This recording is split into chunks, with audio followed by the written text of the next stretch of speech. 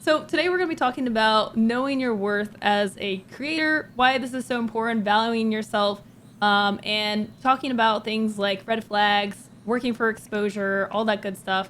We're going to get into it today. So if Mira joins us, that'd be great. If not, well, the show must go on. So, first I want to do some introductions. If you all don't mind talking a little bit about who you are and what you're all about. All right, cool. Well, I'll go ahead and start off. I saw Omega look to the side. He's like, I ain't talking first. I am being a gentleman, okay? I'm like, you go. Okay, you know what? I respect it. So, hi, everyone. My name is Friskk. My pronouns are she, her. And my content focuses on good vibes, Dead by Daylight, and everything in between. I've been a creator for I want to say maybe like 7-8 years now on Twitch. I have done multiple things from hosting virtually and in person. I've done voice acting. I've done audiobooks. I have done a lot of things, modeling in the space too. Honestly, being a influencer and being a content creator has been a very crazy journey for me and has opened so many doors. So, but yeah, hi, I'm super excited to be here. And I hope I could hopefully give you some great insight today with what me and Omega and Lowco have to talk about. First of all, you came in strong with your resume, and I feel gooped. I feel agog and aghast. Yeah. I know your resume.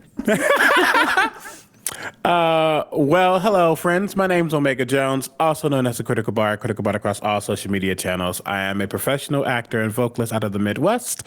I'm also a tabletop professional. I've worked with many companies such as Wizards of the Coast, World of Darkness, and Critical Role. Specifically, I did the theme song for Critter Hug, which is their signal boosting show. Good times with that. I am also a Twitch partner. I've been a content creator since the pandemic started, but I've been, performing and doing stuff way before that. I do a lot of stuff on my channel. I'm very variety. I'm a hot ass mess. Can we curse on your stream? If you could try to keep it to a minimum, that'd be great. I will try my best. Yeah, I just like to make some trouble wherever I go. It's been very important for me to use my voice and all the things that I do to uplift those around me, not just Black folk, contrary to popular belief, but everybody, especially marginalized communities, because it's very important to me. So yeah, that's me. I'm just here to have a good old grand old time. Awesome. Thank you guys so much for the introduction. And like what you were saying, with, speaking out for marginalized communities, I mean, that is why, I think this panel is so important. And that's why, you all have been selected, because you have been very vocal about, talking about knowing your worth, and Mira as well. If she was here, like, you all have been very vocal on social media, using your platform to help educate others about, like, looking out for bad deals and, not just doing things for free, especially with Black History Month and Women's History Month, coming up. So that to me is why this conversation is so important. But, I want to hear from both of you, why are you all so vocal about this topic? I went first last time, so I'm gonna let Omega. You're right. Dang, I'm called out. Well, it's important because if we don't talk about it, things just get normalized. And the more well, hold on, let me just bring it back for a second. It's already normalized. Companies are already out trying to, squeeze every ounce of your emotional, mental capacity for very little or no pay. And when I say pay, it doesn't have to be actual buckaroos. I mean, like, you're not getting anything out of it.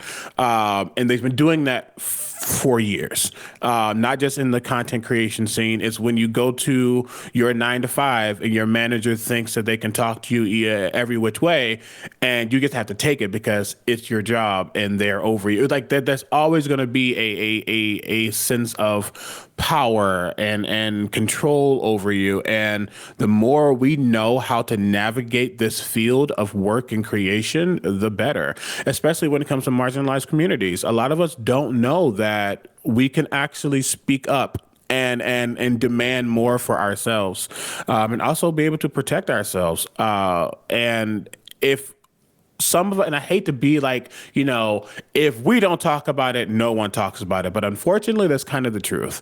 If there's not someone actually actively, letting you know what makes sense, what doesn't make sense, what deals, are good for you, what aren't good for you, what are some red flags. If we don't give you these tips and tricks, whether it's me, Friskk, Amir, you, Lowco, anyone, there's going to be someone out there who's getting gooped, who's Absolutely. getting, messed up, and it's not okay. So that's why I talk about it. I want to make sure that people are as prepared as they can be to make decisions with as much information as possible. Yeah. I echo everything that Omega said, knowing like what your value is and understanding, what that brings to the space in general, is incredibly important. See, like where a lot of creators don't understand their value. Marketing companies, agencies, they know exactly what your value is, and they're willing to exploit you. They're willing to exploit you every which way possible. When I first started in the space, there are areas in which I did get taken advantage of. I didn't know any better, and it took waiting for resources coming out and doing more research and understanding my value, my worth, and what I was bringing to these companies, and how I was not only harming myself and devaluing myself, but also harming others who would be searching for work as well with these companies. Because when one person takes something for free, then that company thinks that everyone's going to work for free. Mm-hmm. And in turn, that hurts everyone's pockets. Absolutely. That's a huge problem. And that's, the power of saying no to opportunities, right? To being like, no, I'm not going to do this for free. This is how much I'm worth. And that, I think, is another reason why it is important to be so vocal about this and be transparent about the opportunities you're getting and when you're getting paid for things, because, it shows others like, hey, you are worth more than what you're getting. You shouldn't just be doing all these opportunities because you're just getting them and you're grateful to get them, but, actually put some value to what you're doing. And, the more of us that can say no to bad deals, the better the deals will get for us, right? Mm-hmm. Absolutely. So, yeah, go ahead. Oh, no. No, you go ahead. Go ahead and lead on into where you're going. I was going to ask, because this is there's so many people here that are going to be like, okay, so what is the answer? What are we worth? How do we value ourselves? And it's, there's not one answer. There's not it's $500. Oh, it's $1 per viewer, right? So where do you start with assessing your worth? So when it comes to assessing your worth, it really is understanding your value and understanding what your impact is, and that knowledge is essentially power. So when you're trying to start and assess your worth, you need to understand, firstly, that you are in demand.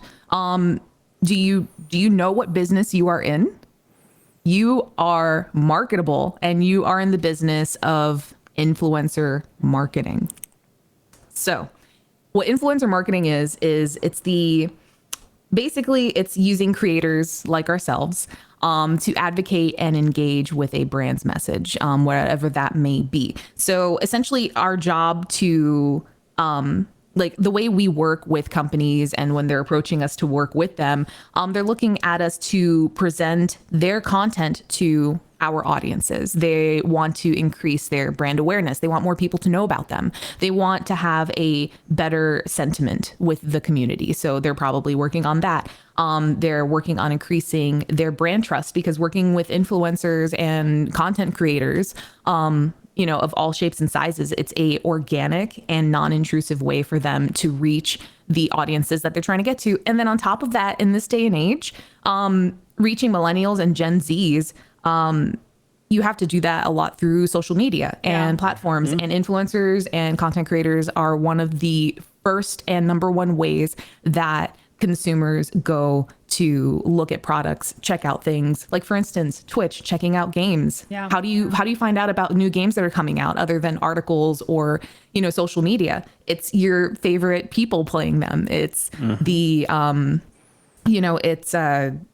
it's all of that put into one. So getting started, knowing your worth.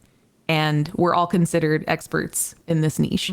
So but yeah, I'm going to stop talking because I could talk forever. Go ahead, Omega. No, you spitting some facts right now. And what I have to say on this specific question is going to sound weird, but it's important, at least to me. Knowing your worth is very important, but knowing why you're doing something is more important, because then that's going to also determine what your worth is, what you see yourself as.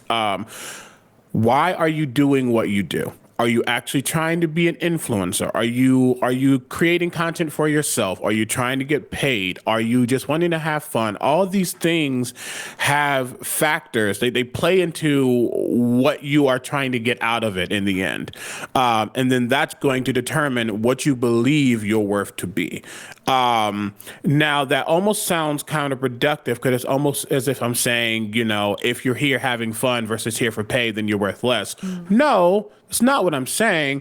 I'm saying you have to figure out where your starting point is. Some people aren't looking for a lot. Some people are here, you know what, I got some time. I have a 9 to 5, whatever the case may be, and I can do a little bit every now and then. So getting some creator keys, getting some keys for some games is fine for me. Getting a product is fine for me. There are other people who want to actively be a presence in the space that they are a part of. They want to be the voice or be the face of whatever they're doing. So your worth, your own personal worth, is going to appear higher than someone else's. But as long as you know what you're trying to get out of it, or what your goals are in your own content creation or your influencing, then that's going to be where you start to determine where that worth comes from. But Friskk said it perfectly. You are marketable. There is no other you. We have not truly developed cloning yet. So knowing what you have to offer to a company, to a brand, to an organization, it's going to be so worthwhile to you, and worthwhile to other people. Because as Friskk said, if you accept something that's lesser than what you deserve, that's only setting a precedent for what other people are going to get offered from the jump. Knowing who you are, because at the end of the day, this company, this brand has reached out to you for a reason versus the other person. They need you. Exactly. And it doesn't matter how many people are in their campaign. The fact that they reached out to you means you have value.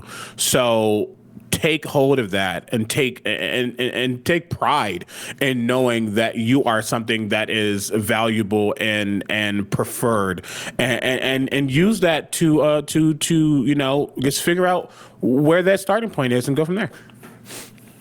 Yeah. So, for me, when you start with figuring out what you're worth, some of the things that come to mind are, it's gonna overlap a little bit with what you all said, like your skill. So, if you're being reached out for an opportunity that has to do with an FPS game and you are an FPS streamer, that is a really aligned opportunity for you, right? So that's something that you should price accordingly. Like, you have value because you have the target audience that they're looking for, right?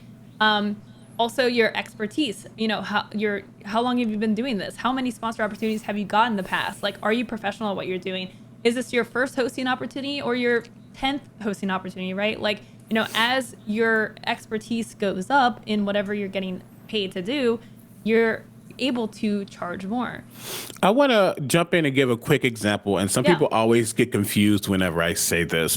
When I was, because luckily I call myself a 3/4 time streamer. I'm not completely full time, but I'm not part time. But this is what I do. But when I was working in an actual 9 to 5 and doing things, and I would get interviews, so I would, they have questionnaires and things of that nature.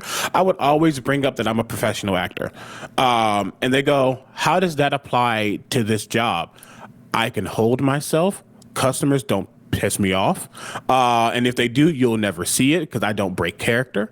I know how to take notes. I know how to apply those notes. I listen to my director. All these things apply to a job that you wouldn't even expect. You know how to deliver a performance. Exactly. I know how to deliver, and I know how to do it well.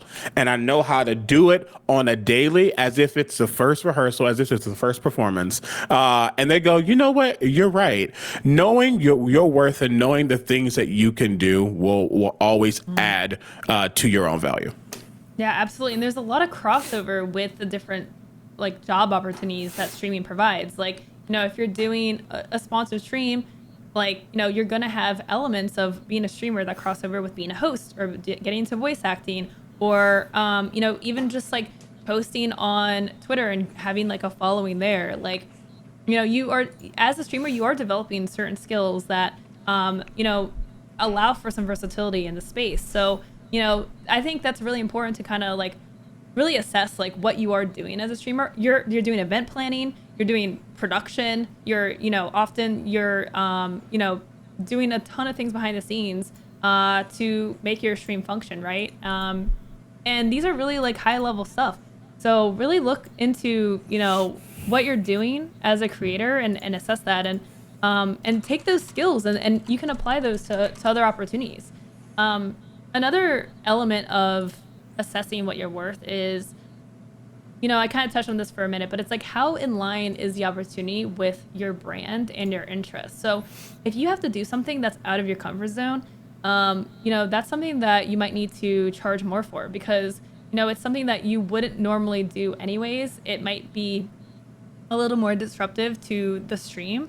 So it's like, hey, if I'm gonna actually take this opportunity, like, you know, I definitely need to charge a little bit more for this. Absolutely.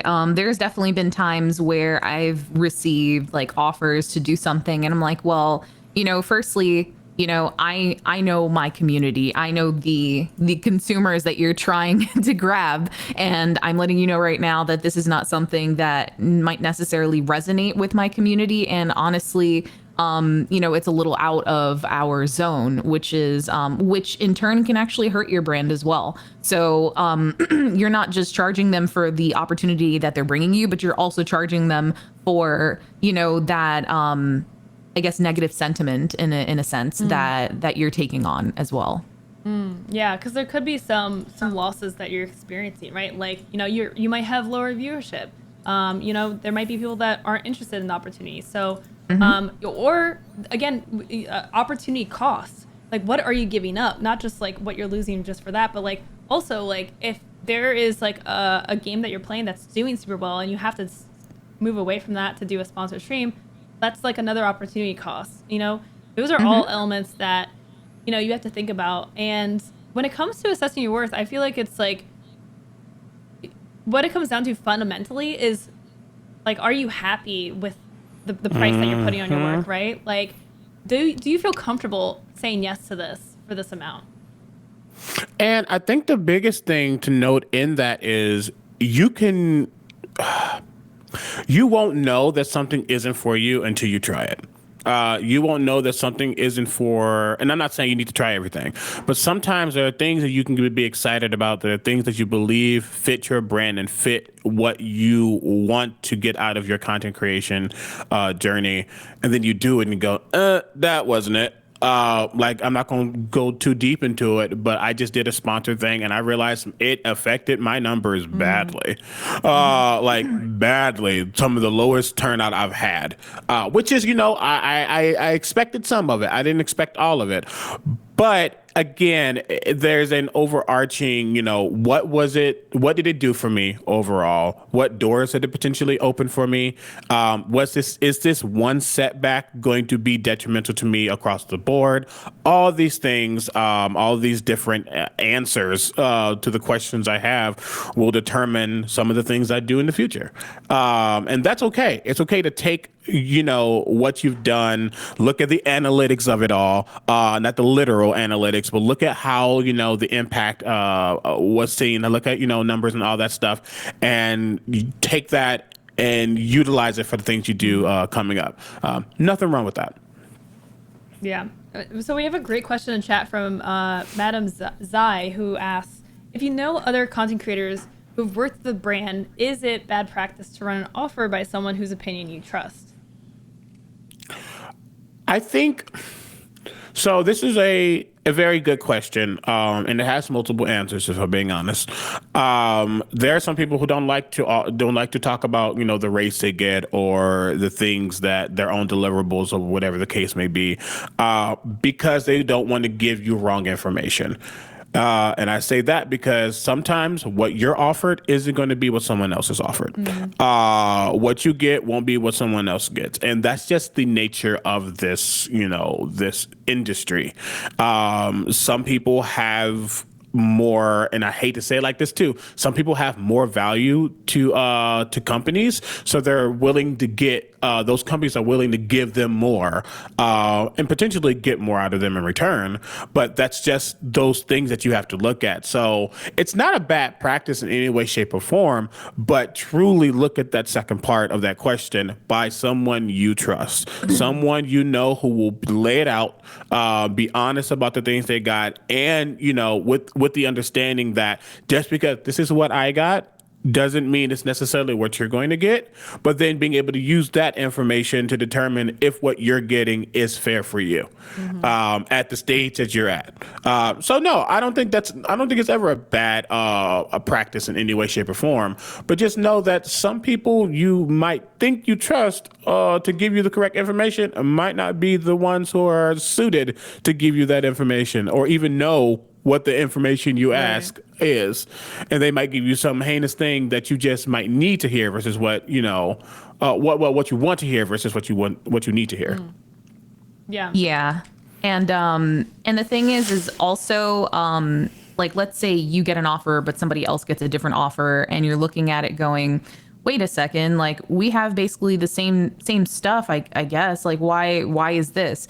And you really have to look at it as, so a lot of agencies and companies, when they approach you and they're giving you an offer, they all have access to sites and tools that provide them with the analytics on you. So they know exactly what your CCV is. They know what your follower numbers are. They know what your impressions are on like Twitter. So they know exactly what to price you, and they're always going to price you most of the time lower than what you are expecting to get. And you should never be afraid to even negotiate said prices.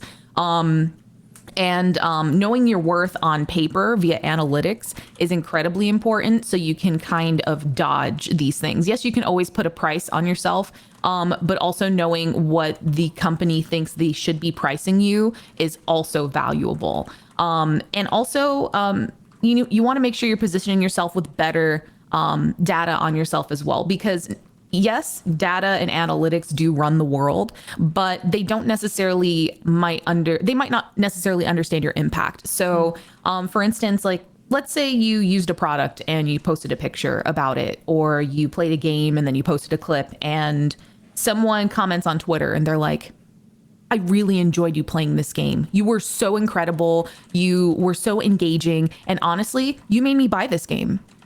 Screenshot that. Screenshot it.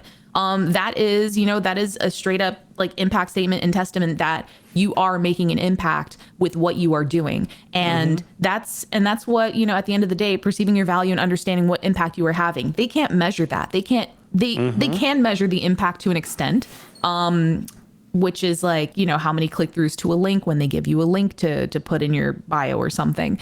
But they can't measure how you are genuinely affecting like your community and the people who are engaging with your content.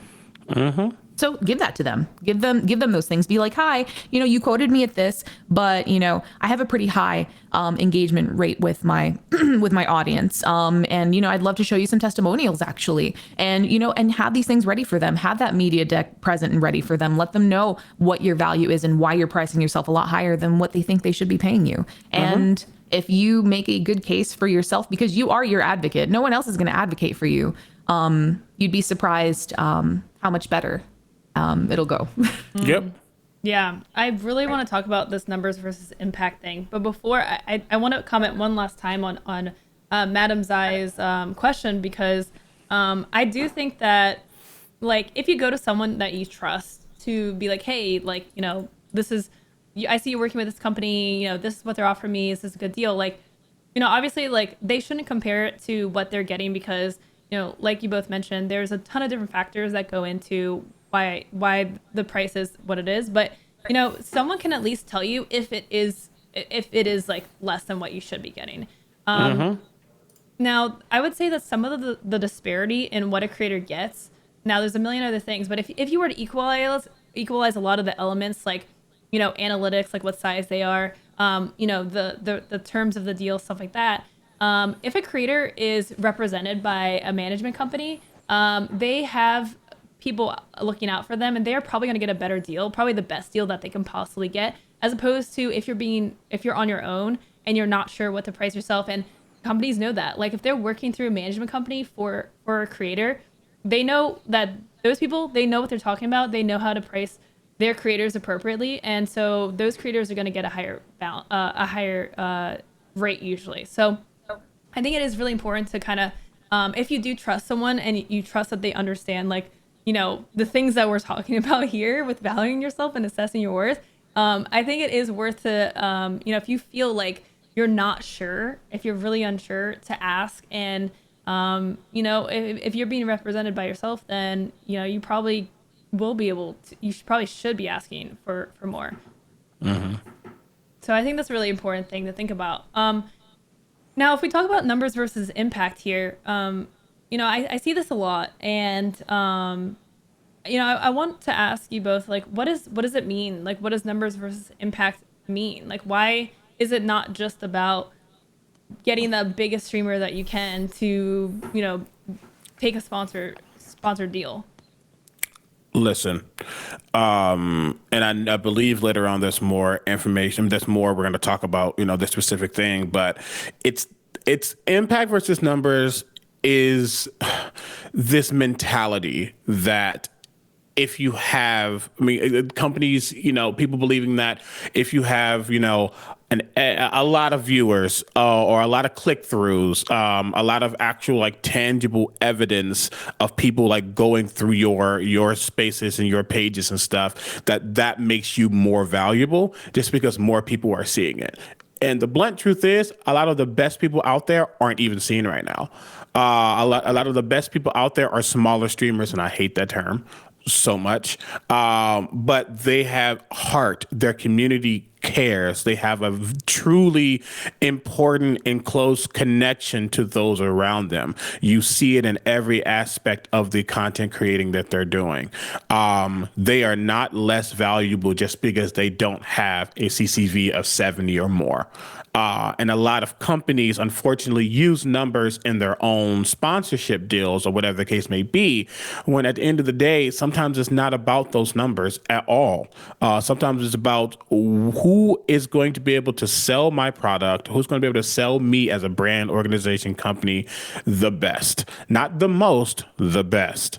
And it's a hard line, because I'm not going to say numbers don't matter at all, but a lot of people are so focused on it, and it doesn't allow for those smaller communities to get those opportunities. Then two, it scares those smaller communities from even trying, because they feel like they're not going to be seen as important. They feel like they're not going to be seen as valuable. And that only lessens their own self-value. That's so much that goes into it. So the idea is that impact over numbers, it's not about how many people are viewing it. It's about the impact and what you're doing to connect to the community, and how much you're actually caring and showing, that it matters. So yeah, that's really the crux of it. Friskk, I'm sure you have more to add. But yeah, that's what it is. Yeah. When it comes to, like, just numbers versus impact, yes, like I agree with, like, everything Omega said, for sure.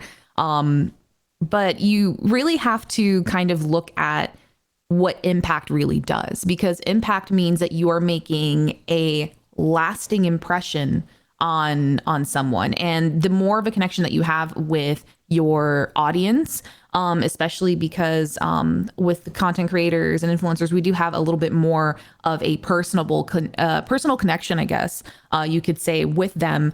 That impact is going to be a lot larger, which is why, when working with like brands and stuff like that, they are starting to reach out to a lot more, mid-sized, smaller, communities, because the overall impact that you have on those more concentrated, just groups is going to be quite substantial. And like, so like an example for like, so for instance, charity. I'm sure that a lot of us here have either raised money for charity or, been a part of charity. And, you see like impact statements, where it's like, hey, if you donate $3.50, this is going to go towards a kit that is going to help period poverty and, for young women in Africa, and you're thinking $3.50, like that's nothing, right? But the impact of the $3.50 that is helping like a young girl, so who doesn't have access to things like this, one, two, it's going to allow her to be able to go to school and stay in school, because in that region, for instance, they actually get told that they have to stay home and they can't earn an education and they can't be in school because they are having their time of the month. So that $3.50 you might think is just nothing, but in actuality it is impacting someone's life in such a meaningful and positive and a huge way. And, that's why you can't necessarily put that impact and that value on numbers, because you never actually know how much that really is like, and how far it really is going and impacting someone. Yeah, absolutely. That was a great comparison. And I mean, yeah, smaller creators and mid-sized creators, like companies are finally catching on that there is so much more value to those creators because of, what you both said. Like, we have communities that are very passionate. They want to support us. They want to see us thrive. They're like rooting for us.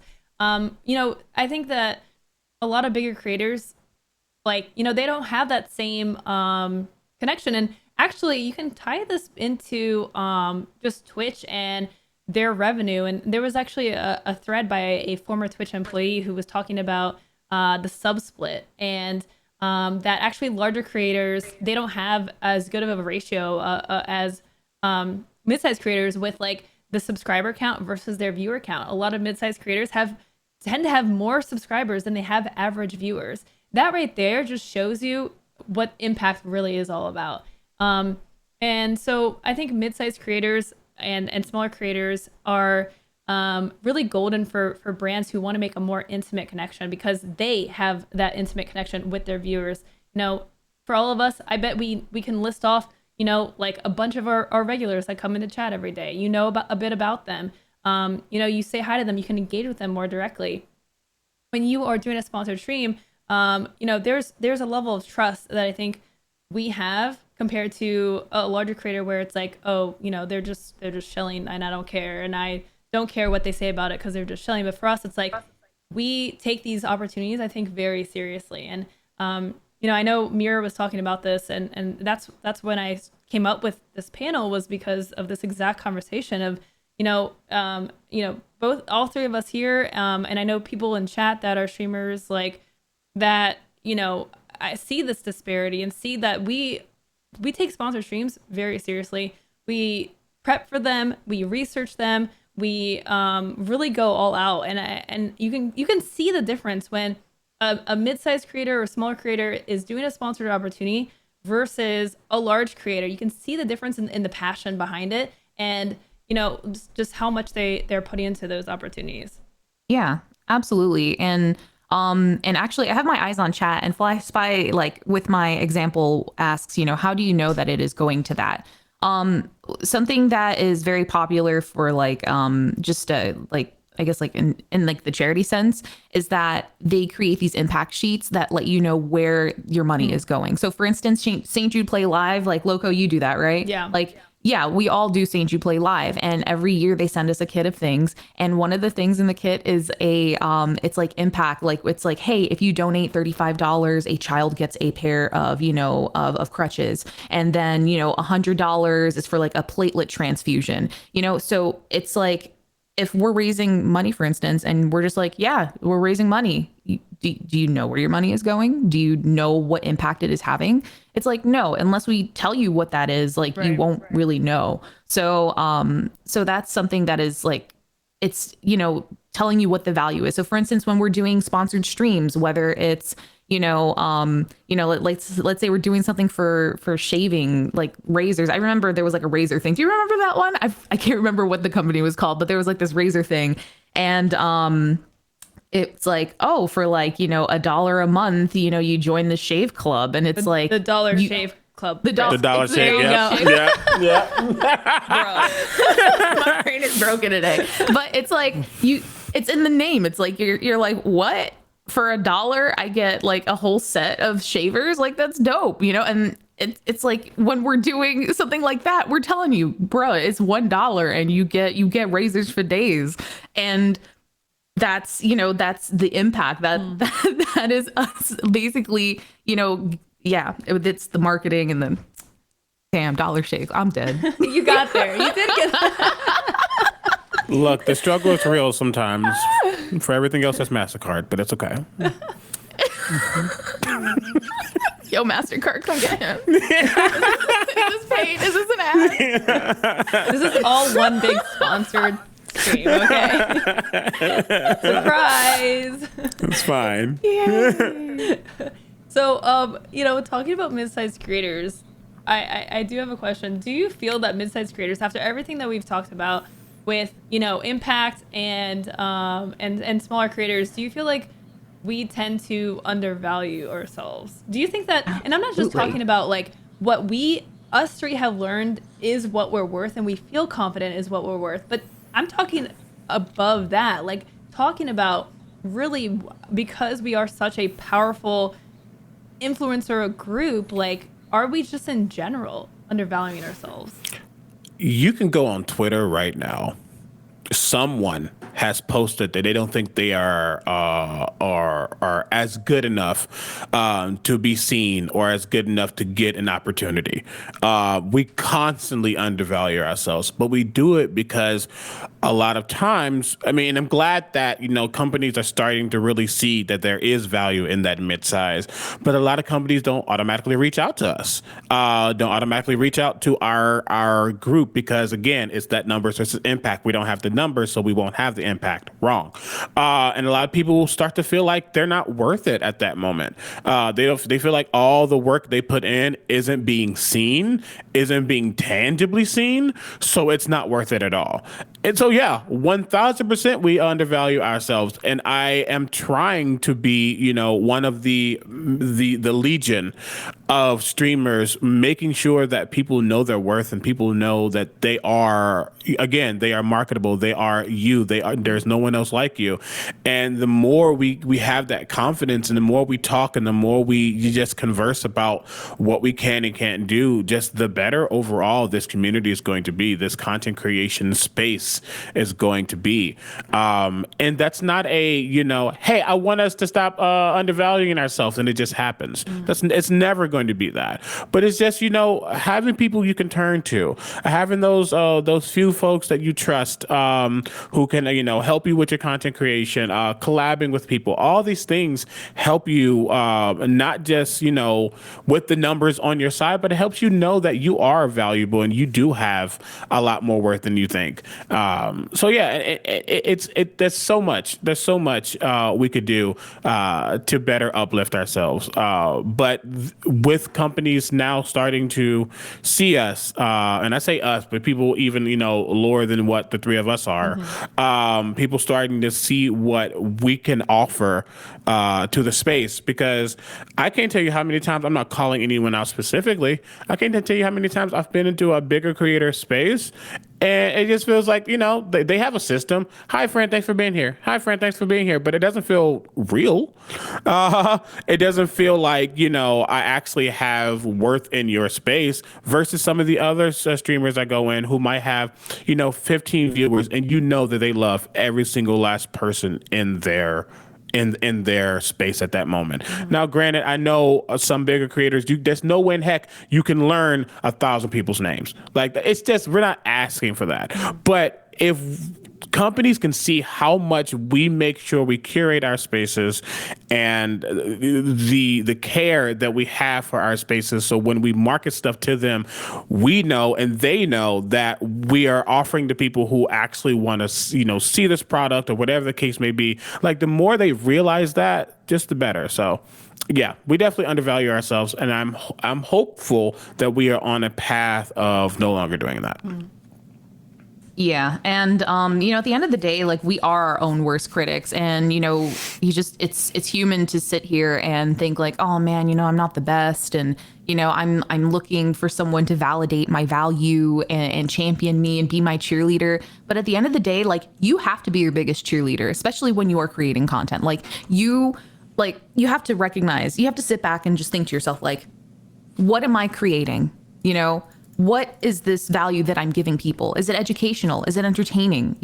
What is it that I am providing? What is the service that I am providing? And, and take that confidence, and then you have to just run with it. You have to identify what your strengths are, and then you take them and then you run. And being your biggest cheerleader and giving this perception that hey, I make guides for this game, and I make the most in-depth, just detailed guides ever. And I'm the only person doing it, and people will be like, oh, look at this person shouting from the rooftops. Oh, wow, their content is great. It's like, I should probably maybe work with these people or something like that. So, it's understanding your value, continuing to build on it, and, being your biggest cheerleader. And it's like, yeah, you're going to sit there and be like, no, my numbers aren't good, or, oh, my whatever isn't good. But it's all about that impact out loud, and don't email and say I'm just a small creator, but I hope to get this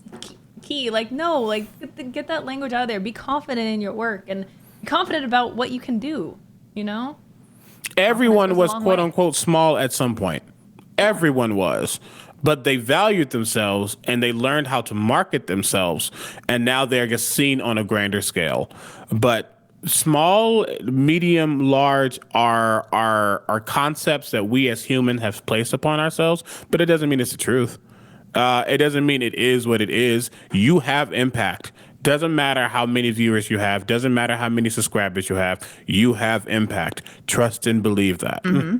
Yeah, a perfect example is sitting right in front of you. Lowco.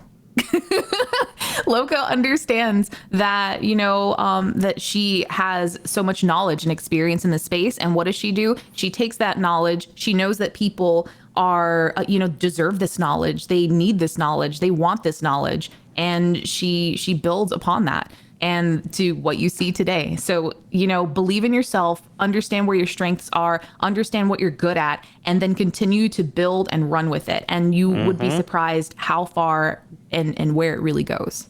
Thanks, Friskk. That was so nice. I appreciate that. You were an example. You're right there, Lowco. Make me tear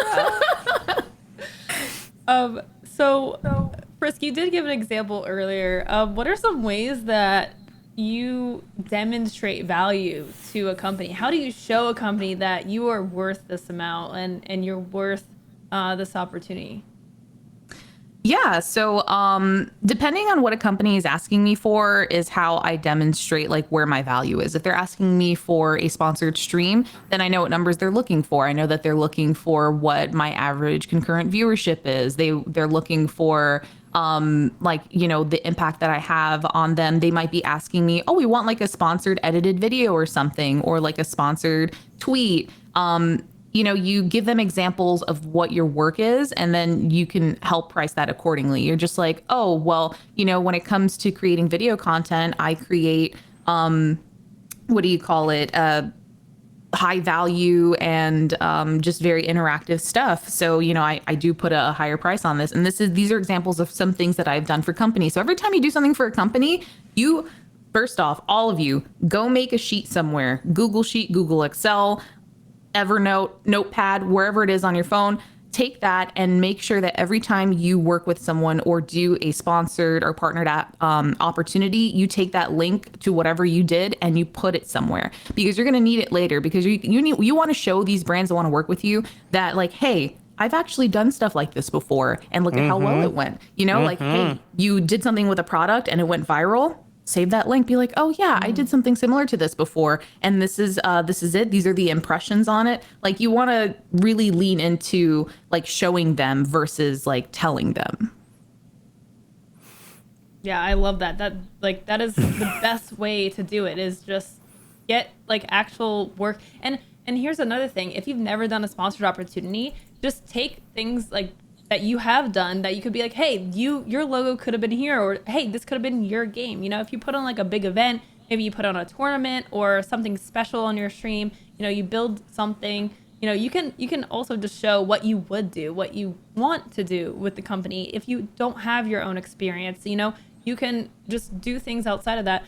Another example is like if there's a brand you wanted to work for or work with, maybe create like a mock ad, or again, like just like a mock-up of what you would do with them. If you don't have anything to show, you can build things and use some of your current work to show that, And these are all like really good, like physical or tangible ways to demonstrate your value and worth. But something that a lot of people don't also think about is you demonstrate your value and worth by being confident in yourself. A lot of companies don't want to work with people who don't feel like they can actually do it. A lot of people don't want to work with people who don't feel like they can't actually push themselves out and get out the information or whatever the case, whatever these companies need, get it out to their communities. If you again, brand yourself as a smaller streamer. If you say, I might not have blank, but I can do this, they're going to notice that and go, well, will you actually be able to pull through with what we're expecting out of you? There's a lot of times where people have like these hashtag like campaigns and things of that nature. Hey, I want to work for this company. I want to do blank. And they are putting themselves out there. And it is showing that you are willing to put yourself forth and do the job and get it done. So your confidence and your presence matters so much. Because again, at those smaller levels, you won't have the numbers. You might not have the actual opportunities that you as Friskk said, you want to make sure you have, evidence of the things that you've done. But what if you don't have anything yet? Then you need to be able to market yourself and be confident with yourself and have the presence to make them want to work with you. That's going to demonstrate your worth so much. I'm not saying be all up in their face, being like, you need to hire me for blank, and this is why. But showing that you have, a gravitas, you have a way to pull people in, whether that's with your own confidence or with your worth ethic, like all that matters. At least it does to me. And if other people don't agree with that, then that's whatever.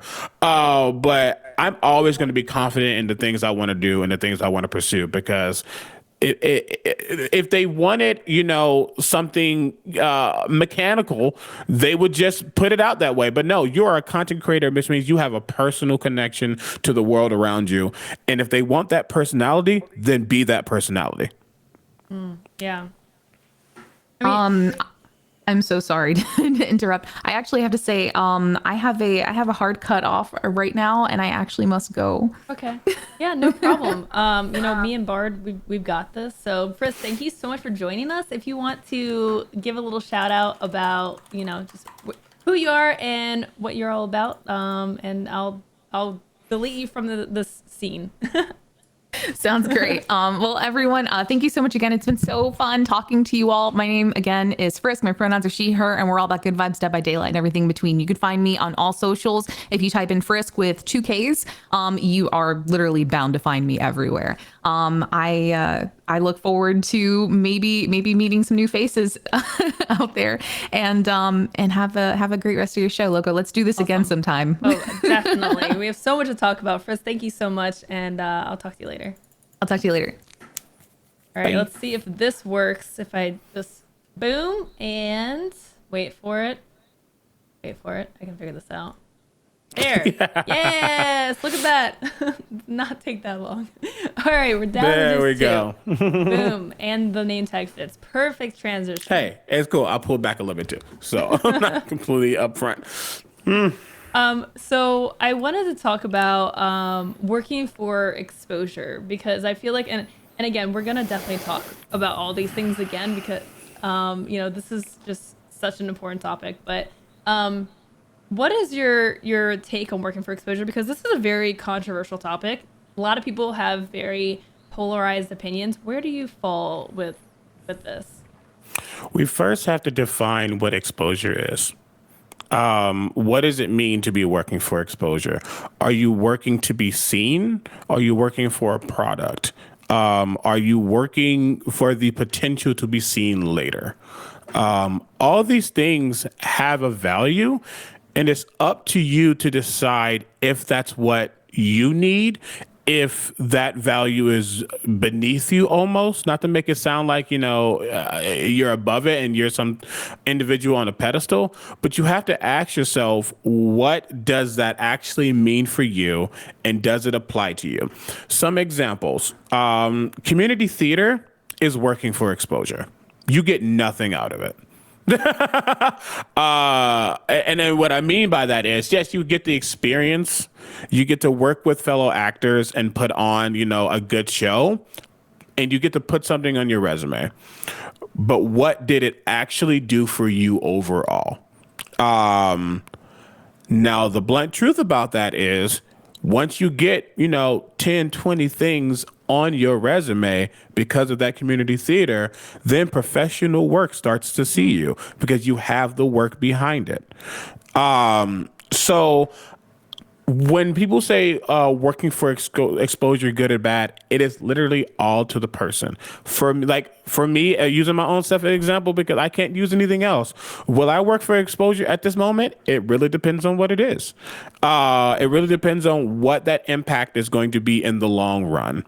For the most part, I'm very comfortable with myself financially and just that stability that I have. So I don't have to take a lot of things that aren't giving me anything. There are some opportunities I might take that don't offer a lot, but I know there's a pathway that's being paved because I took that opportunity. Sometimes you have to look at it like that. Sometimes working for exposure isn't necessarily for you at this moment. Sometimes it's for you in the future. Sometimes you have to have this work behind you to make sure you can get what you want in the long run. Now, on the flip side, a lot of companies will want to make you do all this work for little to nothing because it benefits them greatly and benefits you none. You will have to be able to figure out what's good for you, what's only good for them, and if it's worth it for you. I'm gonna keep it a buck. Getting keys for games is working for exposure. 9 times out of 10, you're not getting anything but the game. Now, yes, that game does have a price. So technically the price you've gotten out of it is whatever the price of that game is. But at the end of the day, the company's benefiting because you're playing their game. But what have you actually gained out of it other than the game itself? Right. And like with that, we're not saying that, if you get a game key, don't take it and you No. need to charge them. But what we're saying is, if you're given a game key, the ball is in your court to choose whether you want to play the game or not. If it's a game that you're already going to play, then that's great. That's awesome. You got a key, that's fine. You're going to play it anyways, whatever. But if it's for a AAA game company, they're asking you to play the game. They want you to play this many hours. Once they start demanding that you play the game, that's when you say, well, wait a second. Thanks for the game key, but I don't plan on playing this. But if you would like me to play this, then this is my rate. This is my hourly rate. more than happy to do a sponsor stream for you. So that's a really important distinction. We're not saying that, you need to charge every key company that comes your way. Yeah. It's just, if you are doing work for them, if you are working for them, then that is going to be a sponsor opportunity. Yeah, and again, it goes back to, what are you at in your content creation journey? What are you trying to get out of it? Is exposure, because exposure for you might not be the same exposure for someone else. It might be actually something that can benefit you in the future. Every situation that you come across that deals in some kind of exposure in any way, shape, or form, you just have to look at it and understand what that means and go from there.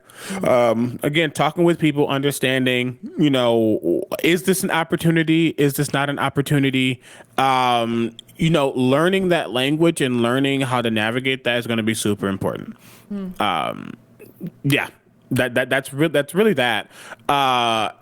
Yeah, I can go on and on about this entire concept of people almost like taking everything from you and you getting nothing in return. And you just gotta be able to look at the details and understand if it's good for you. Right, exactly. That's such an important point. Is this a deal that you're benefiting from?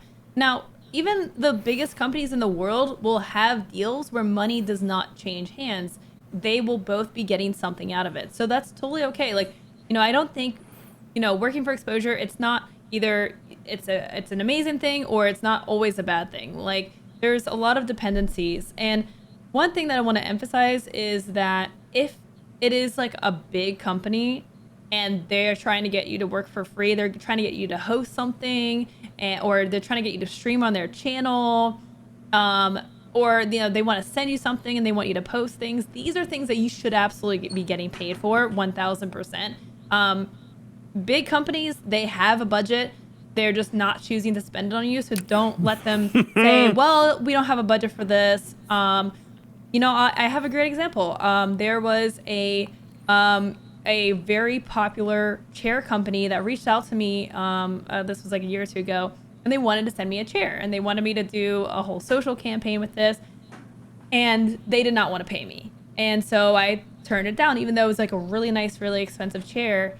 And months later, they had one of the top streamers in the industry do a sponsor campaign with them, just months later. So, don't let big companies tell you it's not in their budget, that they can't send you money for this. They absolutely can. They're trying to take advantage of you. They don't want to spend it on you.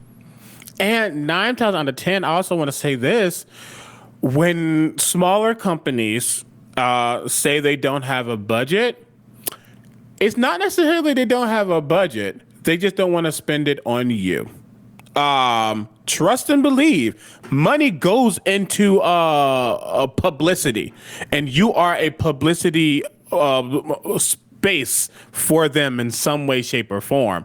So don't let them say they don't got money. Again, each moment's going to be different. Each thing's going to be different, and you have to be able to look at that and know what's going to be best for you in the long run. Absolutely. So moving on, what are some red flags to look out for when a company approaches you? Okay. Well, starting from what we just talked about, what you will be able to tell once a company reaches out to you what their ultimate goal is. Are they just trying to gain from you?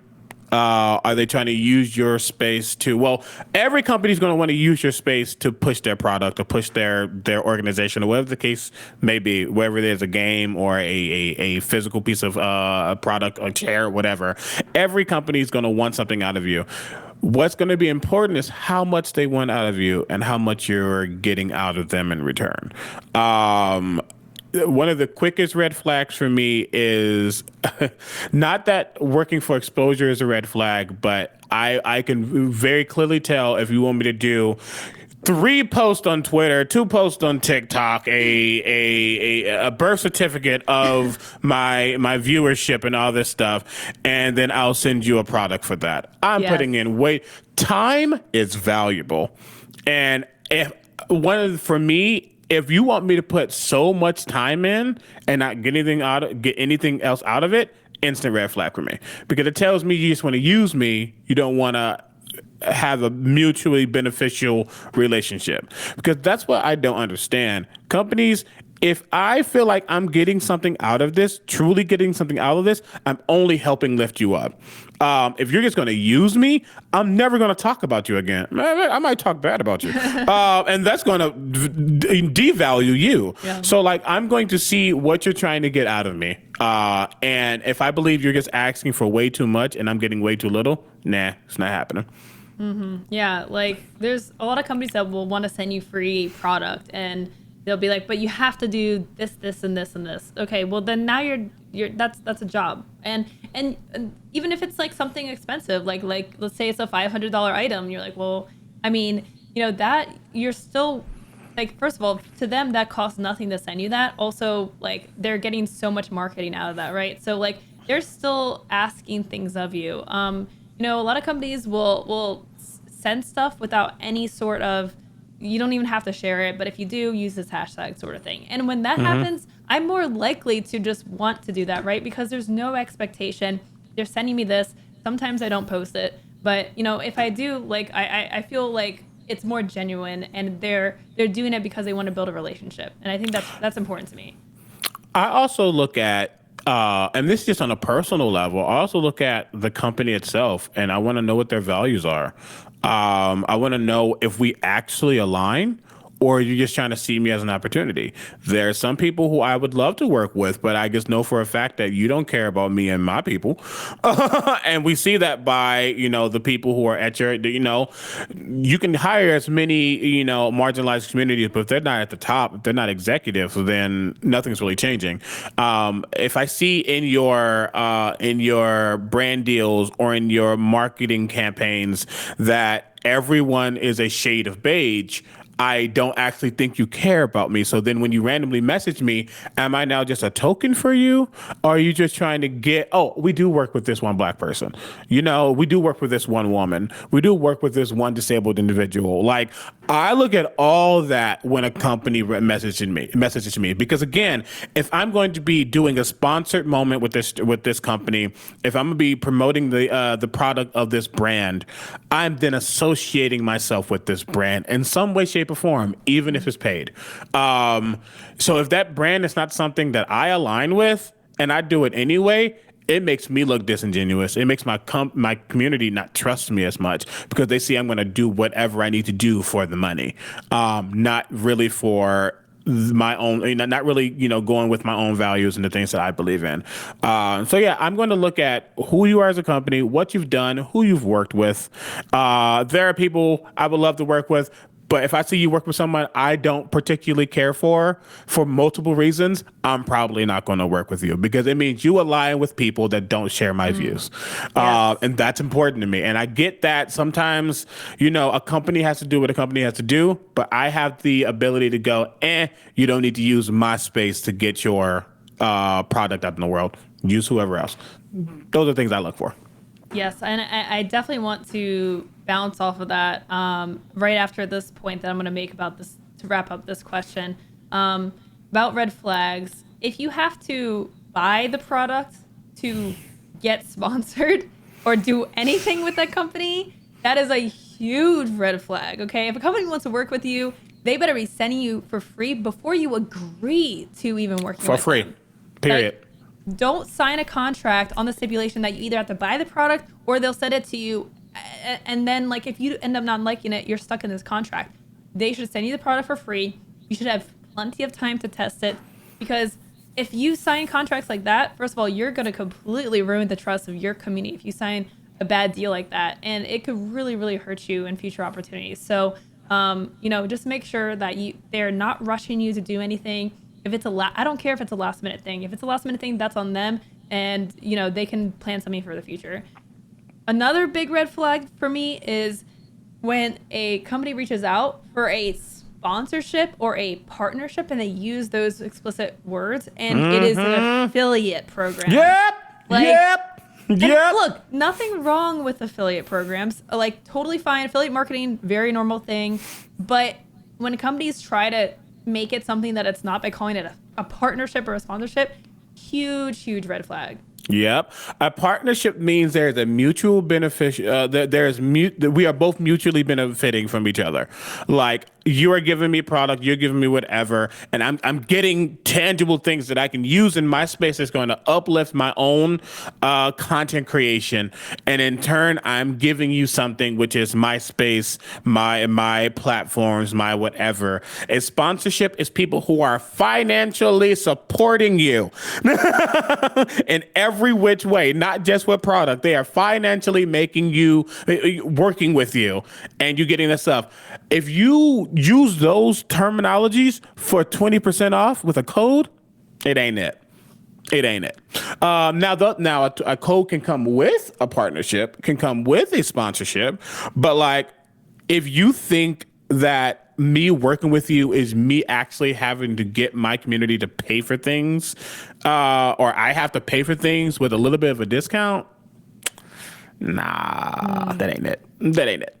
Yeah, and this is like a really important like element of knowing your worth and realizing that, and this is something I've talked about before, but every person has a finite amount of influential power. Okay, now the bigger your audience, the more power you have. But if you're a small creator, your influential power is a little bit more limited, and I don't think that anyone should be using that limited power to push an affiliate deal where they're trying to sell PCs or PC parts or peripherals, and they're gonna get a percentage and that's it. Like, if you're being paid monthly by this company, not dependent on your sales, great, that's awesome. You know, that's good for you. That's a real sponsorship. But don't use, like, I see a lot of small creators fall in this trap of like, oh, I can get an affiliate code for this, an affiliate link for this, and then they below their stream they have energy drinks and headsets and stuff they're trying to sell, and it's like, you are spending all of your influential power on making a few pennies, a few dollars on sales, rather than using your power to get people to buy your own merch, or, you know, join your Twitter, or subscribe to your YouTube. Like, use that power for things that actually benefit you, like, you know, to grow. Yeah, no, you hit it on the nail.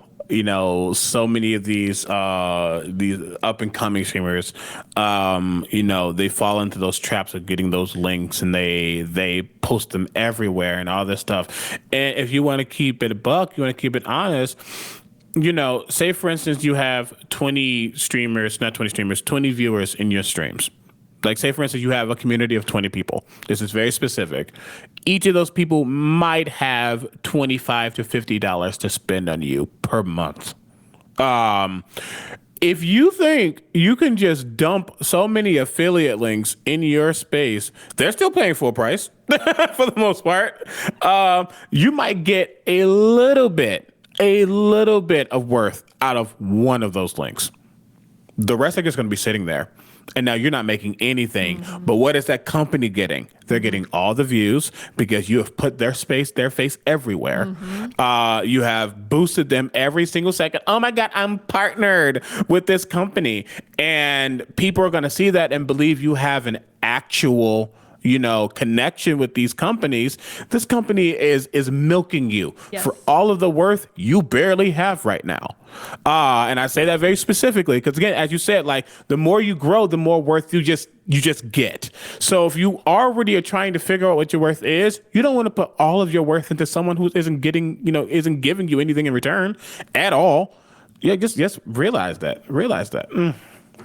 So I want to now bounce off when you started talking about, you know, looking at a company's representation and looking at, you know, feeling like you're being used, feeling like you're being tokenized.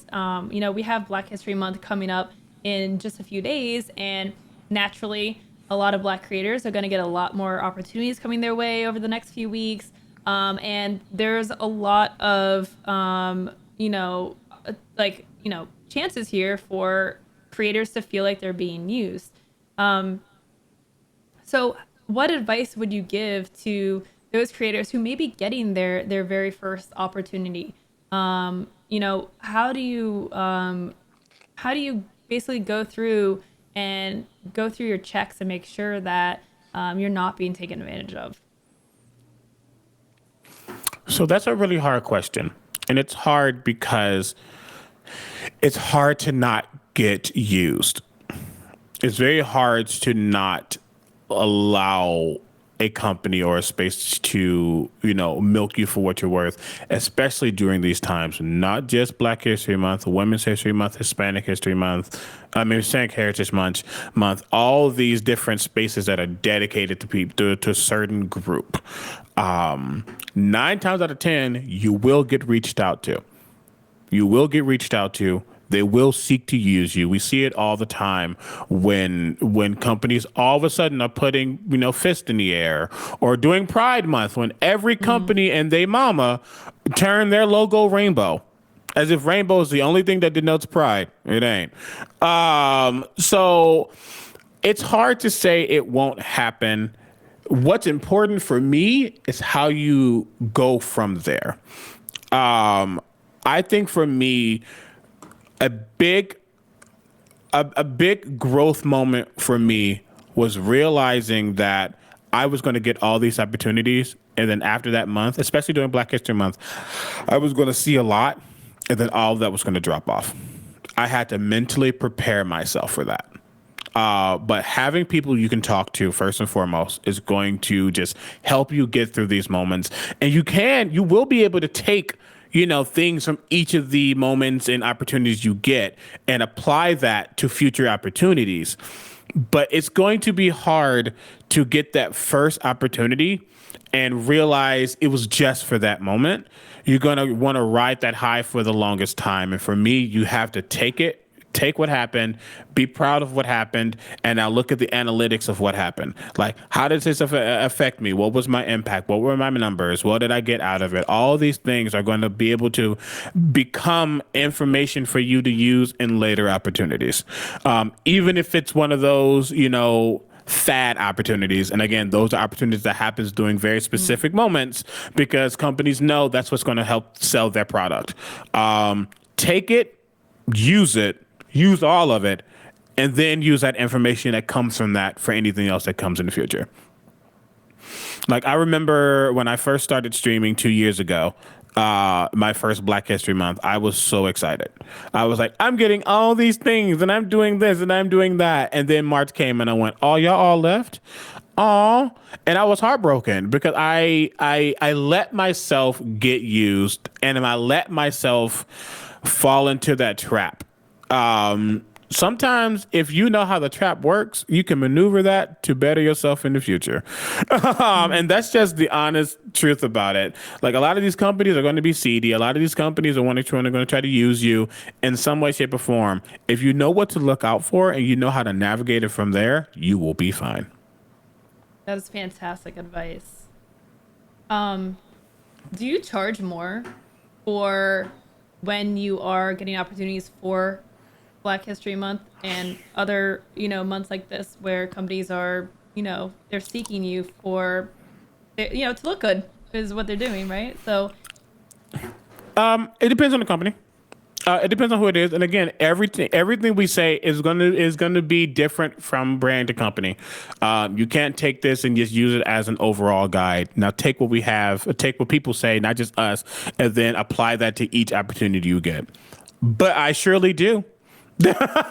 Because I know my emotional weight is going to be, I'm going to be overburdened, especially during Black History Month. So a little bit during Pride, but especially during Black History Month, I'm going to be looked at to do everything, and I'm not going to get much out of it if I don't fight for it. Because again, as you said, and as many people say, they're only, and I don't want to say they're only, but the realism of it all is that they're looking at you because you fit that demographic and they know it'll look better for them. So make sure you're getting more out of that than what they are. Thank you. Yes. Like, charge more, charge a premium for this stuff because, they are gaining more and they need you, and they especially need you, for, these moments during the month. So, great, fantastic advice. So I hope people as Black History Month, Women's History Month, and then we have Pride later on in the year. As these months come around, take these opportunities and, but yeah, put a premium on that stuff. So I do want to ask about, just to wrap up our discussion here, talking about small creators, and again, a lot of people getting their first opportunities. What about creators who are seeking to go and get opportunities? This is a very common question. Like, how big does someone need to be before they, start looking for paid opportunities? Again, it's weird because for me, I don't think it's necessarily about how big you are. It's about how much impact you have. Like, do you have a dedicated community? Companies look for that. Companies want to see that you actually have a space. That's why sometimes, look, you might not be realizing that. I have a habit of, if you're watching Lowco's Twitch right now, just a little bit of a learning lesson.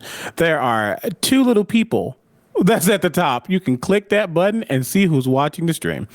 I do that a lot for my space because you never know who's actually watching. A lot of times they hang out in your chat. They want to see who's there. They want to see, not necessarily how many numbers you have, but who is actively talking. Do you actually have a community? Are you listening to them? Are you talking to them? Are you conversing with them? Are you doing all those things? Because that's going to determine for them if you can actually market a product, and if you have a group that you can market to. Speaking to air does nothing for them. They want to make sure you have a dedicated space, even if the space is not as big as, other people's might be. So it's not about having, a lot of numbers. It's just about having a group, having a community that you have cultivated and fostered. Once you feel like you have a stable community, once you feel like you have a space that, you feel like you're actually becoming an influencer of, then you have worth. I mean, you have before that, but now you have some tangible worth that you can bring to these companies, being like, hey, I might not have, a viewership of 50, but I have blank, blank, blank, and blank. As Friskk said earlier, this person sees what I do, and it caused them to buy this game. This person sees what I'm eating. Look, I eat honey buns on my stream all the time.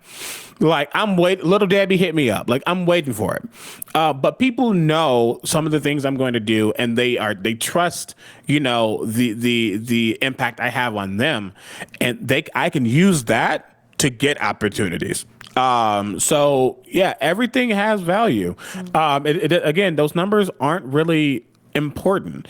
And once you get those opportunities, then your numbers go up, and then you get more opportunities, right? Mm-hmm. Yeah, don't sell yourself short just because you don't have those numbers yet. You get that space, work to have that space, and then you're set. Yeah. And, also adding to that, as long as you have a game plan for what you want to do with the company, like, don't just reach out and be like, hey, can I have a sponsorship? You know what I mean? Like actually just build a plan of what you would want and what they get. That's the best way to really secure any sort of deal. Is if you're going to approach a company, outline, this is what you're offering, right? That's like the meme. This is what I offer. This is what you get, whatever. Mm-hmm. Like really state, like, okay, this is my viewership. Here's examples of my impact. Here's the type of stream I have. And also here is what I want out of this. So, you're going to get, your logo on stream. You're going to get, a shout out once a stream. You're going to get X amount of hours of monthly watch time, with all that happening. And then in return, I want, X amount of dollars per month. I want, an affiliate link and maybe some free product, every month for giveaways, stuff like that. If you can just outline very clearly, that'll make it so easy for the company to just say yes or no. And that's really ideally what you want, because if you're just like, can I have sponsorship, please? Like, they're probably just not even going to respond to you. They're not going to take the effort to, okay, so what do you want? And right, that's just way more emails that have to go back and forth, way more energy than they're going to want to do if they don't know who you are. It's true. Yeah, you have to know what your space is, know what you can bring to the table. Get that one pager, y'all. Like, it is so easy to make a one pager, and that one pager does not have to have your numbers on it. It can just say who you are as a person. What are your beliefs? What are your values? What are your goals? What are some games you like to play? What is the vibe of your chat, of your space? Whether it's Twitch, Twitter, TikTok, and we all know TikTok is a whole beast of its own. Actually, I'm gonna be honest, and I don't know how you feel about it. I've had companies be like, "Hey, we want blank, blank, and blank," and then you need to make a TikTok. And I go, I don't want to use TikTok in my activation because TikTok is so sporadic. That algorithm makes zero sense, and then when you make sense of it, it still doesn't make sense. So like, I can't use that in my numbers for you that you want because it's not going to matter. Whereas Twitch and Twitter and Instagram, that's a little more tangible. You can clearly see what you're probably going to get out of a post. TikTok is no. Well, so I mean, these companies are trying to get into TikTok because they're like, oh yeah, it's like the new hot thing. There's so many young people, that's their target demographic, like and so they're trying to get in the hip new thing. But yeah, I mean, I just had an opportunity. Someone wanted my numbers for all these platforms, including TikTok, and I omitted TikTok because I was like, well, this was for a gaming activation, and my TikTok is for what I do here with streaming and stuff like that, like with streaming advice and education. So I was like, well, I'm not even going to bother because I would not want to take on like an activation like that involving TikTok. So utilize the platforms that you are comfortable with, that and that that you would realistically be able to build a sponsorship for, right? Some people that will be TikTok. Some people will rock that, and the thing is, and it sucks. It's like one of the one things I hate about TikTok. You won't make it on TikTok until you make it on TikTok, and then when you make it on TikTok, you're fine. It is not even hit and miss. It is yes or no. I randomly started doing a very specific using melody series on my TikTok, and it is the reason I got the numbers I have now. Nothing else did it. Nothing else I do now reached that status. But that is what I'm saying. Using those numbers are so hard because it is so hit and miss. When the powers that be want to push you into the FYP, they do. Past that, you don't know what you're going to get. You don't know if you're going to get 500 views or 5,000 views and or 50,000 views. It all depends. So yeah, again, know what you're comfortable with. Know the platforms that you're going to get the most bang for your buck out of. That's why when I do my activation doing things, I always talk about my TikTok, my Twitch, and my Twitter. Those are my main two platforms. I can push anything out on them. Past that, you ask for a bit more. So yeah, know what you're comfortable with and know what you're going to be looked at for. So yeah. Awesome. So to wrap up our discussion today, what is any just like last advice that you really want to hit home with any creator that's watching, that's trying to learn how to price themselves, how to value their work? What was any last thing you want to say about that? Something that has always sat with me, even from a young age. I'm only 30, but even from a young age, this is going to be my nerdy side, and I also saw it mentioned in your chat. I used to be a Tumblr role player. You would make an account for a character or whatever the case may be, and you just go for it. On kind of like on Tumblr. Okay. Yep. Think like No Pixel. Or like the GTA RPs where you make a character and you just are that character. Mm-hmm. Same thing, but it's in written form. And I used to then from there start playing like personified concepts. And I used to love playing the concept of gravity. Like, what would that be as a person or as an entity? But one of the things I played up was time, and it made me just think about time so much because there's so much research I needed to do to be able to accurately portray what time is. But at the end of the day, no one can control time. No one knows what time is. Time is just its own beast. With that being said, that whole random statement was to say, you cannot control time. You cannot control when things happen for you. You cannot force something to happen quicker. It won't happen. It's going to happen when it's meant to happen. It doesn't mean stop working. It doesn't mean, slow down, but understand that if you're trying to get to A to Z within a time frame, I almost promise you it's not going to happen. Not to be pessimistic about it and not to even be like a realist, like, blank, blank, blank. It is so hard to actually have a schedule like that and make it work. But with those confines, still know what you have, know your worth, know your value, know what you can and can't do at any given moment. When it's time for you, the world, to manifest your success, it's going to happen. Don't rush it. The quicker you rush it, the quicker you fail, because you start to see that it's not happening yet and you start to devalue yourself. Keep working, keep going forward. Time is going to do what time's going to do. I was literally laying in bed 2 days ago going, I've lived 30 years and so much has happened, but I have another 30 years and so much more is going to happen. So much more is going to happen. Oh my gosh.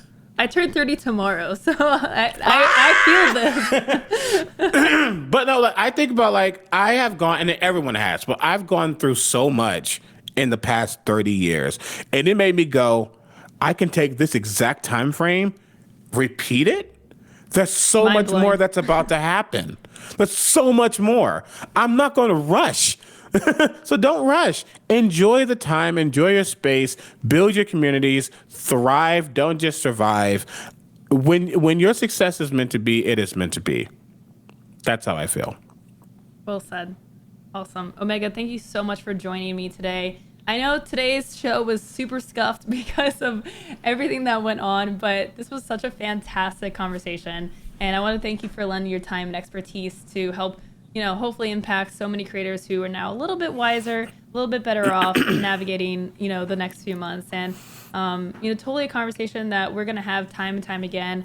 I want to bring on some industry perspectives, and I want to get Mira on the show at some point and just, really, this is an evolving industry, and with time, things change. So we'll be talking about this again for sure. But for now, Omega, if you would like to shout yourself out, let people know what you're up to, that'd be great. Again, I am Omega Jones, also known as the CriticalBard across all social media channels, except Tumblr, actually. Someone else took that. Punk. I don't use Tumblr. But yeah, catch me doing all the things on my socials. I do way too much. I have a lot of stuff coming up, a lot of activations, a lot of sponsorships, some really cool things happening in 3 weeks that I can't talk about yet. But I am very, very, very, very excited about it. Just stay tuned. There's a lot happening. I said this year's the year of the Bard. And I'm sticking to that. This is a year that's going to be a really good year. But also, I cannot be the Critical Bard without being a bard. And you cannot tell me your birthday is literally tomorrow without me singing happy birthday to you. I'll take it. I'm ready. Happy birthday to you. Happy birthday to you. Happy birthday, dear Lowco. Happy birthday to you. That was messy, but I'm here. That was amazing. My mods are going to sing tomorrow, and it's going to be way worse than that. You know what I mean? So thank you so much. That was so nice. Thank you for having me on. I super appreciate it. Yeah, absolutely. Everyone in chat, make sure to follow Bard. If you're not already, go check out his streams. And I will be right back. I'm going to flip over and say bye to Omega. And we'll wrap up. So I'll be right back.